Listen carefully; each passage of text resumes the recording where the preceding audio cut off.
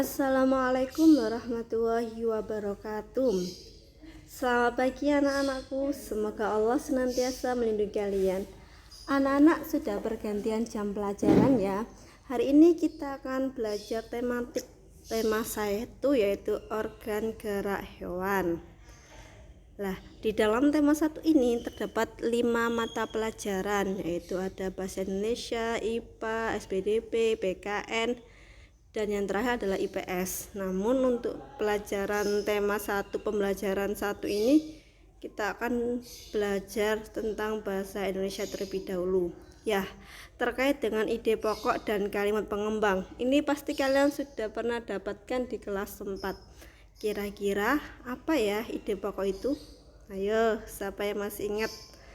Ide pokok itu adalah gagasan yang menjadi dasar sebuah paragraf. Nah, ide pokok ini terdapat di dalam bentuk kalimat utama. Ketika kita mencari kalimat utama ini, kita bisa melihat di awal, di tengah, dan di akhir paragraf. Contoh ya, pada bacaan kalian yaitu organ gerak manusia dan hewan. Salah satu ciri dari makhluk hidup adalah bergerak. Secara umum, gerak dapat diartikan berpindah tempat atau perubahan posisi sebagian atau seluruh bagian dari tubuh. Makhluk hidup akan bergerak apabila ada rangsangan yang mengenai sebagian atau seluruh bagian tubuhnya.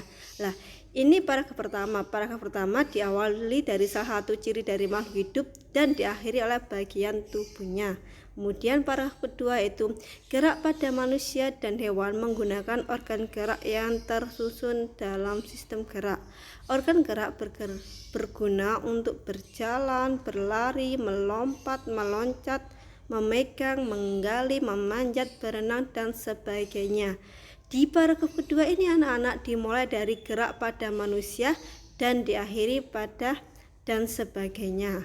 Kemudian di paragraf ketiga ini organ gerak pada hewan dan manusia memiliki kesamaan.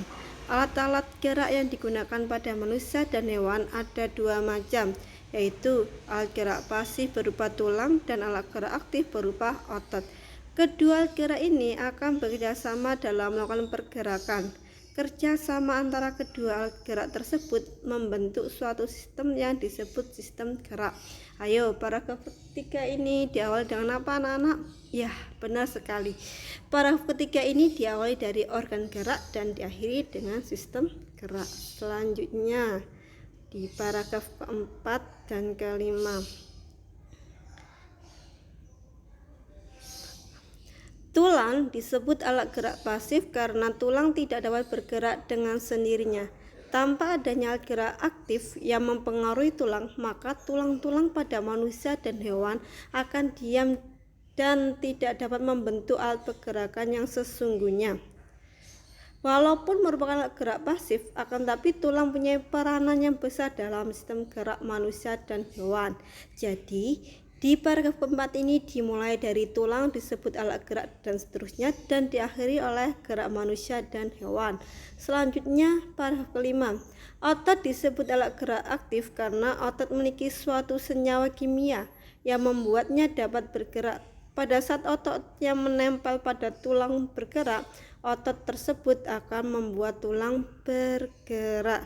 Di paragraf kelima ini anak-anak dimulai dari otot dan diakhiri dari tulang bergerak. Nah, seperti yang kita tahu bahwa tadi pada bacaan organ gerak manusia dan hewan ini terdapat dalam 5 paragraf.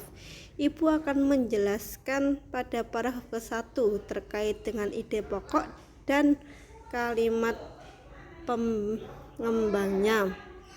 Nah, ide pokok pada paragraf 1 tadi yaitu salah satu ciri dari makhluk hidup adalah bergerak.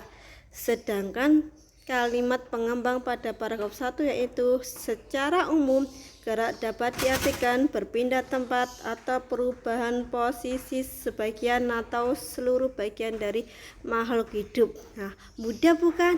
Sekarang tugas kalian adalah mengidentifikasi Ide pokok dan kalimat pengembangnya dari paragraf 2 sampai paragraf kelima.